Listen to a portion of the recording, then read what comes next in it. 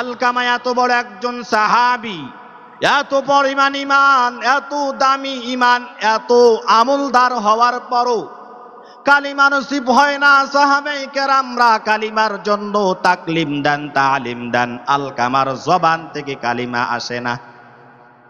পয়গম্বর কাছে তার স্ত্রী একজনকে পাঠায়া দিলেন, যাও নবীকে খবর দাও, আলকামার জবান থেকে কালিমা আসে না। আমার পয়গম্বর এবার ডাক দিয়ে কয়, ও তালাশ করো তার মা বাবা কে বেঁচে আছে। এরপরে খবর দেওয়া হলো তার দুনিয়ার মধ্যে মা বেঁচে আছে। আমার আপনার পয়গম্বর এবার জানাইয়া দেন, তার মাকে ডাক দাও, আমার কাছে হাজির করো। মাকে হাজির করা হলো। সংক্ষিপ্ত সময় মাকে হাজির করার পর এবার মাকে ডাক দিয়ে কয়, ও মা, আপনার সন্তান আলকামা কেমন ছিল? আপনার সন্তান কেমন ছিল?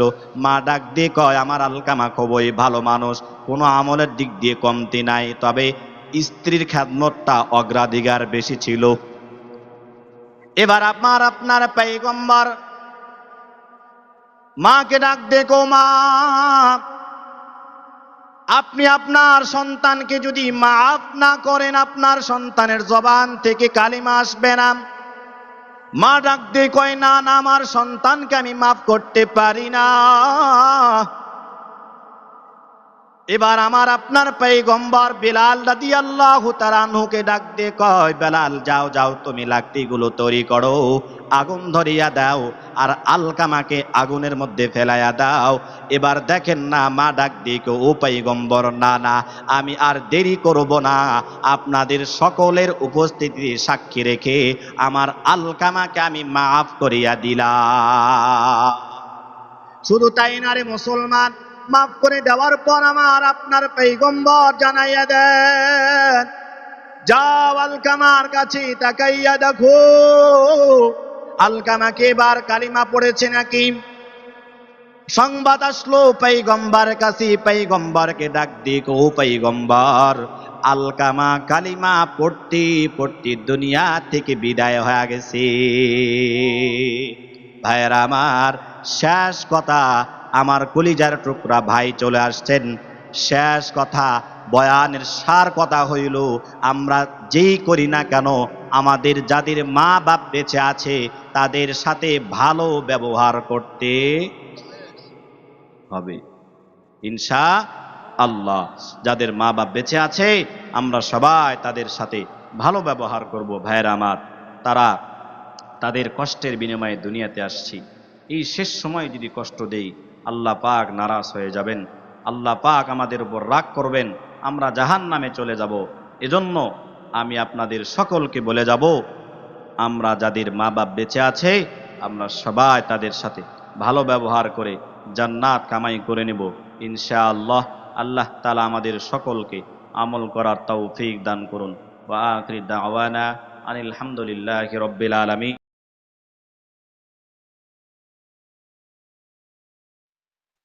মা বাবার খেদমত ভালোভাবে করার তৌফিক দান করুন। ভাইরা আমার,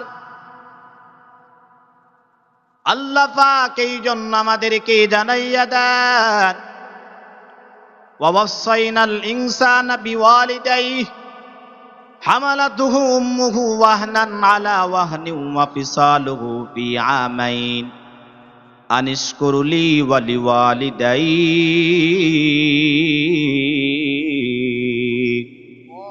ওয়া ইলাইয়াল মাসির।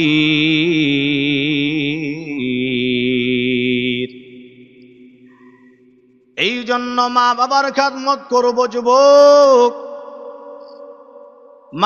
মা যখন আমাদেরকে পেটে ধারণ করেছেন, এত কষ্ট হয়েছে, ওই যে বোঝার জন্য বলছিলাম, আমাদের পেটের সমস্যা হইলে, গ্যাস্ট্রিকের সমস্যা হইলে ডাক্তারের কাছে চলিয়া যাই ট্রিটমেন্ট নেওয়ার জন্য।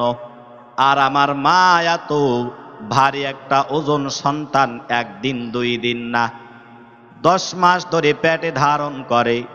ওই মা কোনোদিন বিরক্ত বোধ করে না। ওই মা আল্লাহর কাছে একটাই দোয়া করে, আল্লাহ আমার সন্তানটা জমিনে আইসা আমার এই কবে দি মা ডাকবে, একবার যদি সন্তানটা মা ডাকি ওই মার কলিজাটা ঠান্ডা হয়ে যায়। কথা বলেন ঠিক কিনা? এরে ভাই, এই যুবক, মা সন্তানকে কত ভালোবাসে জানো? এই যে আজকে আমাদের মাহফিল হইতেছি, যাদের বাসা দূর থেকে আমরা আসছি, যদি রাত গভীর হয়ে যায় মা বারবার দরওয়াজার দিকে তাকায়। আপনি আমি যখন ঢাকার মধ্যে চলিয়া যাই, গভীর রাত হয়ে গেল, গভীর রজনী হয়ে গেল, গভীর রজনী হয়ে গেল, আপনি বাসার মধ্যে ফেরেন না। আপনার সন্তান আপনাকে ফোন দিয়ে বলবো, বাবা আপনি আজকে গুলিস্তান থেকে, চিটাগাং রোড থেকে, সাইনবোর্ড থেকে আমার জন্য ভালো ভালো চকলেট নিয়ে আসবেন, ভালো ভালো চিপস নিয়ে আসবেন, বলে কিনা? আপনার স্ত্রী আপনাকে ফোন দিয়ে বলবি, ও স্বামী আপনি তাড়াতাড়ি বাসার মধ্যে আসেন, ভালো একটা খাবার নিয়ে আসবেন। কিন্তু আপনার মা ফোন দিয়ে বলে, বাবা কখন তুমি বাসায় আসবা, তোমার মুখটা না দেখলে আমি খানা খাবো না। কথা বলেন ঠিক কিনা? এই জন্য ভাইরা আমার, যাদের মা বাপ বেঁচে আছে, আমার পয়গম্বর কয়, ও বান্দা কষ্ট করি তুমি মদিনা শরীফ যাইতে পারো না, মক্কা শরীফ যাইতে পারো না রে বাবা। এই যুবক, তুমি মদিনা শরীফ যাইতে পারো না, শক্তি নাই, টাকা নাই, তোমার ঘরের মধ্যেই মক্কা আর মদিনা রয়েছে। এই জন্য আমার পয়গম্বর বলেন, হুমা জান্নাতুকা ওয়া নারুকা। ও বান্দা, আমার পয়গম্বর কয়, তোমার মা বাপ তোমার জন্য জান্নাত, তোমার মা বাপ তোমার জন্য জাহান্নাম। যদি আমরা খেদমত করতে পারি, ওই মা বাপ আমাদের জন্য জান্নাত হয়ে যাবে। যদি আমরা খেদমত না করতে পারি, তাহলে ওই মা বাপ আমাদের জন্য জাহান্নামের কারণ হয়ে যাবে রে বাবা। এই জন্য তাওবা করি যুবক, আল্লাহর কাছে তাওবা করি রে ভাই। এই বয়ান থেকে রাত্রিবেলা বাসায় যাব, বাসায় গিয়ে মার পা দুটা ধরে নিব, বাবা মার পা দুটা ধরে নিব, মাকে ডাক দিয়ে বলবো, মা দুনিয়ার মধ্যে এতদিন যাবত আপনাকে কষ্ট দিয়েছি রে মা। ও মাস কি বয়ান করেছেন ওলামায়ে কেরাম, আল্লাহর কাছে নিয়ত করেছি, তাওবা করেছি রে মা। মা এতদিন যাবত আপনাকে জুলুম করেছে, আপনার উপর কষ্ট দিয়েছে রে মা, আর কোনোদিন কষ্ট দিব না। ও মা আমারে মাফ করিয়া দাও। দেখবেন আপনার মা চোখের পানিগুলো ছেড়ে ছেড়ে আপনাকে জড়াইয়া লইয়া আমার আল্লাহর কাছে দোয়া করতে থাকবে। আল্লাহকে ডাক দিয়ে বলবি, আল্লাহ আমার সন্তানটারে আপনি কবুল করিয়া লও। মার কাছে গিয়ে ক্ষমা চাওয়া যাবে, যাবে। ও ভাই, দুনিয়ার মধ্যে ক্ষমা চাওয়ার সুযোগ যখন আপনি আমি কবর জগতে চলিয়া যাব, আমার পয়গম্বর জানাইয়া দেন, এই কবরটা দুই প্রকার। কয় প্রকার? দুই প্রকার। একটা হলো জাহান্নামের ঘর, ইন্নামাল কবরু রাউযাতুম মির রিয়াজিল জান্নাহ আও হুফারাতুম মিন হুফারিন নার।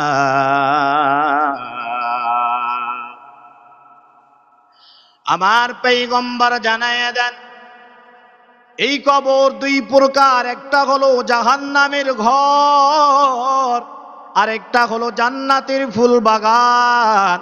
এই যুবক ভাইরা, ও আব্বা জানরা, ও বৈদ্যারা কান্দের মুসলমানরা রে মুবিন, আমরা কি চাই? আমাদের কবরটা জান্নাতের বাগান হোক নাকি আগুনের কারখানা হোক? কোনটা চাই? জান্নাতের বাগান যদি চাই ভাইরা আমার, যতদিন বেঁচে থাকবো খেদমত করব কার? স্ত্রীর। স্ত্রীর খেদমত করা লাগবে, স্ত্রীর খেদমত করা লাগবে, তবে মা বাবার খেদমতের পরে, মা বাবার খেদমত আগে, এরপরে স্ত্রীর। কিন্তু বর্তমান এমন হয়েছে যে মা বাবার খেদমত করার দরকার নাই, স্ত্রীর ক্রিম আর সন কিনতেই বেতনের টাকা শেষ। কথা বলেন ঠিক কিনা? এই কাজ করা যাবে না, এই কাজ করা যাবে না। মা বাবার খেদমত আগে, এরপরে হচ্ছে স্ত্রীর খেদমত। তবে স্ত্রীর সাথেও ভালো ব্যবহার করতে হবে। তরকারির মধ্যে লবণ বেশি হয়েছে, বাস ঝগড়া। একটু সময় এদিক সেদিক হয়েছে, বাস ঝগড়া। এমন কিছু পুরুষ আছে যে স্ত্রীর শরীর পর্যন্ত ক্ষত করে, বেত দিয়ে আঘাত করে। কথা বলেন ঠিক কিনা?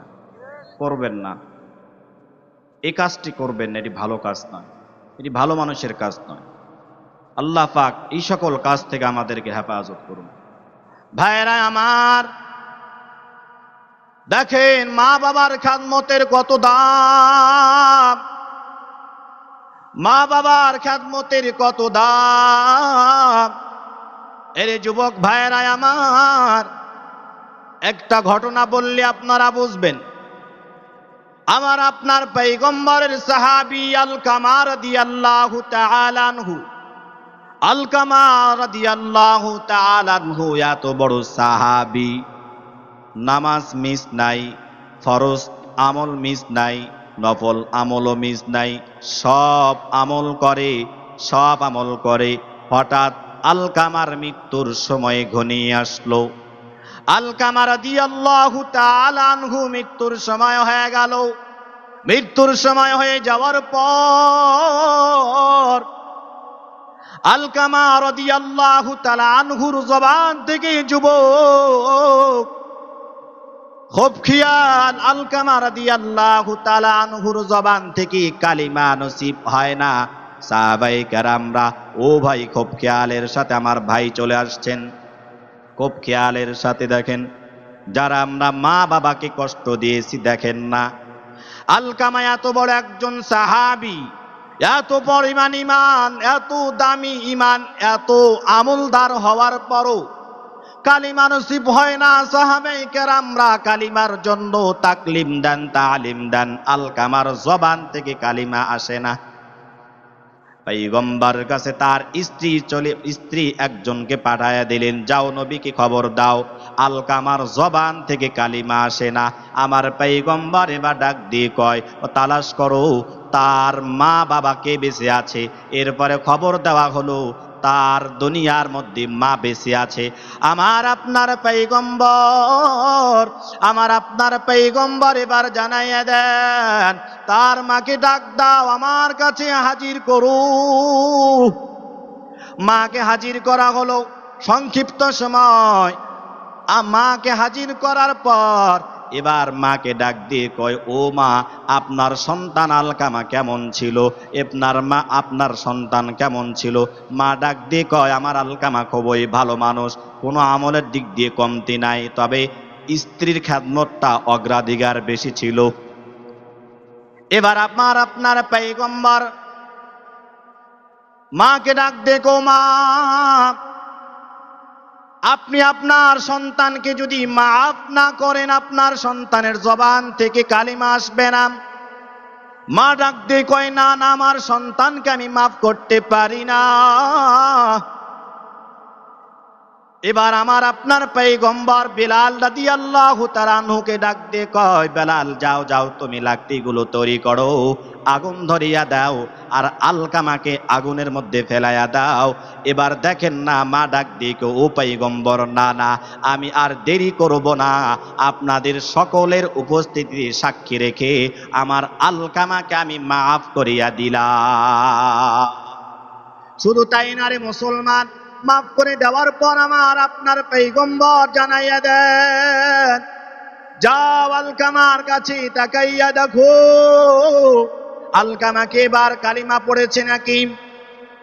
সংবাদ আসলো পয়গম্বর কাছে, পয়গম্বরকে ডাক দিয়ে কো পয়গম্বর, আলকামা কালিমা পড়তে পড়তে দুনিয়া থেকে বিদায় হয়ে গেছে।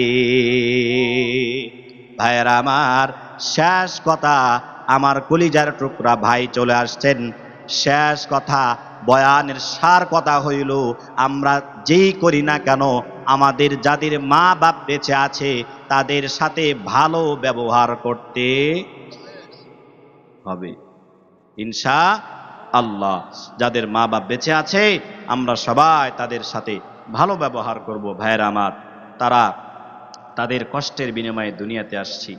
এই শেষ সময় যদি কষ্ট দেই, আল্লাহ পাক নারাজ হয়ে যাবেন, আল্লাহ পাক আমাদের উপর রাগ করবেন, আমরা জাহান্নামে চলে যাব। এজন্য আমি আপনাদের সকলকে বলে যাব, আমরা যাদের মা বাপ বেঁচে আছে আমরা সবাই তাদের সাথে ভালো ব্যবহার করে জান্নাত কামাই করে নেব ইনশাআল্লাহ। আল্লাহ তাআলা আমাদের সকলকে আমল করার তৌফিক দান করুন। ওয়া আখিরু দাওয়ানা আনিল হামদুলিল্লাহি রাব্বিল আলামিন।